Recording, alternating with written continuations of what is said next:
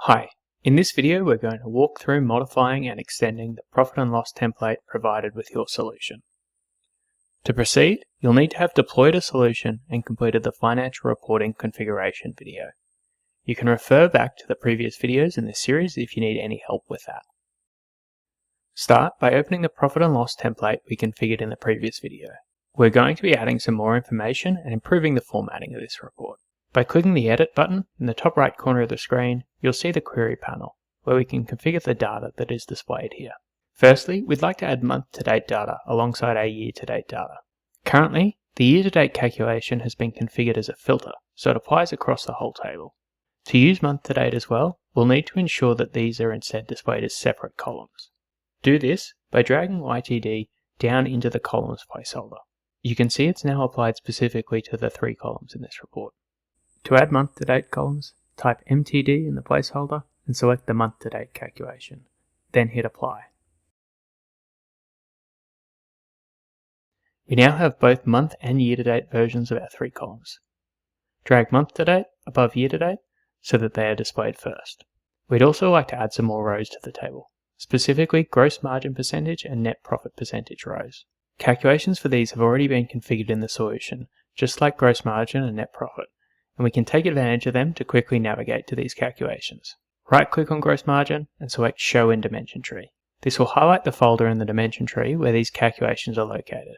We can then drag gross margin percentage and net profit percentage into the rows placeholder. These will be displayed in the order we place them. Now that we have the data we want in the report, the next step is to format it. We'll start by changing some of the header values. Right-click on Profit or Loss Amount and select Rename Member. We can now type in a new name for this header. We're going to call it Actual. Note how both the month-to-date and year-to-date instances have been updated.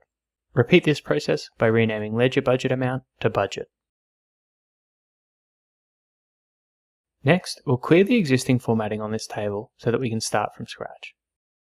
Select the entire table by clicking at the intersection of the column and row headers, and then open the Table panel and click Clear Formatting.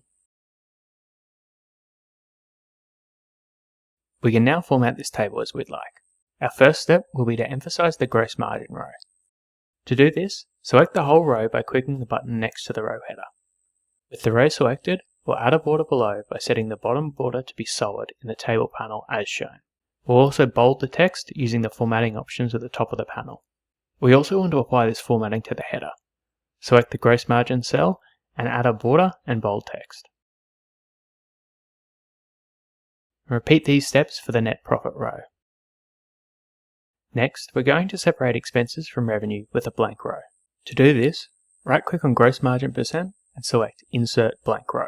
The row will be inserted below. With our formatting completed, we can now save our P&L. With our P&L completed, we can also access it in Excel via the ZapLive app. This can be done with any Data Hub report. Simply open the menu and select ZapLive in Excel. This will download a pre-configured spreadsheet ready for use with our ZapLive app. All you need to do is open the spreadsheet and sign into your Data Hub instance. Here, you can leverage your existing expertise with Excel while also getting the advantages of Zap's pre-built analytics. More information about ZapLive's capabilities can be found in the documentation. That's the end of our introductory series, but if you'd like to look into the rest of our video content, it can be found in the Help menu at any time. Relevant videos are displayed here, and the full library is available here. And if at any stage in your Data Hub journey you get stuck or need more information on something, you can chat with our AI Copilot here, or register for one of our regular Q&A sessions. Also, feel free to message our friendly support team here at any time. We're always looking forward to talking data with you.